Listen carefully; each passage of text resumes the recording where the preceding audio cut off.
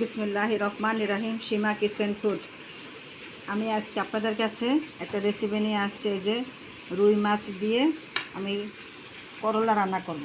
এই যে সঙ্গে দিব একটু অল্প কিছু পরিমাণের আলু। আপনারা আমার ফুল ভিডিওটা দেখুন। মাছগুলো ভাজানোর জন্য এখানে আমি একটা কড়াই বসিয়ে দিচ্ছি। কড়াইতে কিছু পরিমাণে তেল দিয়ে দিলাম। গরম হয়ে তাই এখানে আমি মাছগুলা একে একে সবগুলো মাছগুলো হয়ে গেছে। তাই এখন আমি একে একে সবগুলো মাছ আমি তুলে ফেলবো। মাছগুলো হয়ে গেছে, মাছগুলো আমি লাগিয়ে ফেলছি। তাই এখানে করলা দিয়ে মাছ রান্না করার জন্য প্রথমত এখানে আমি কিছু পরিমাণে সয়াবিন তেল দিয়ে দিলাম। তার সঙ্গে দিয়ে দিলাম কিছু পেঁয়াজ কুচি। মশলাগুলো একটু লাল হয়ে গেছে। তাই এখানে আমি একটু দিয়ে দিলাম জিরার গুঁড়া, ধনের গুঁড়ো একসঙ্গে। দিয়েছি 1 চামচ পরিমাণ হলুদের গুঁড়া। তারপরে তাই এখানে দিয়ে দিলাম একটু পানি। দিয়ে দিচ্ছি 1 চামচের পরিমাণ মরিচের গুঁড়া। এখন আমি কষাই দিলাম পরিমাণ মতন লবণ। লবণগুলো পরে বুঝা দেওয়া। আমার মশলাটা কষানো হয়ে গেছে। তাই এখানে আমি কেটে রাখা এই যে আলু আর করলাগুলো আমি দিয়ে ফেললাম। এই যে আমি এখানে দিয়ে দিছি, কারণ করলাটা কোনো বেশি নাড়াচাড়া করা যাবে না, কিন্তু বেশি নাড়াচাড়া করতে গেলে কিন্তু তিতে যাবে। তাই এখানে আমি হালকা হালকাভাবে আমি নাড়া দিচ্ছি আর কি। এই যে এখানে কষানো হয়ে গেছে। তাই এখন আমি এখানে পানিটা দিয়ে দিব আর কি।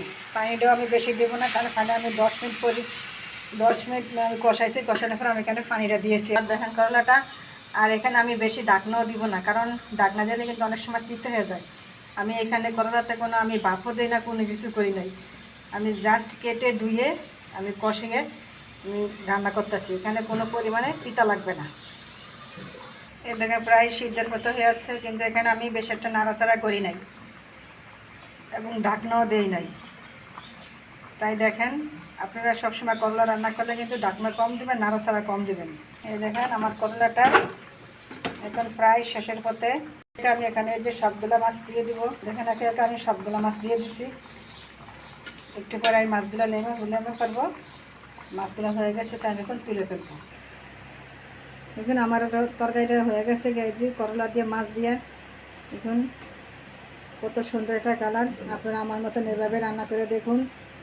যদি আমার ভিডিওটা যদি ভালো লাগে তাহলে লাইক, কমেন্ট, সাবস্ক্রাইব করুন পরবর্তী ভিডিও দেখার জন্য।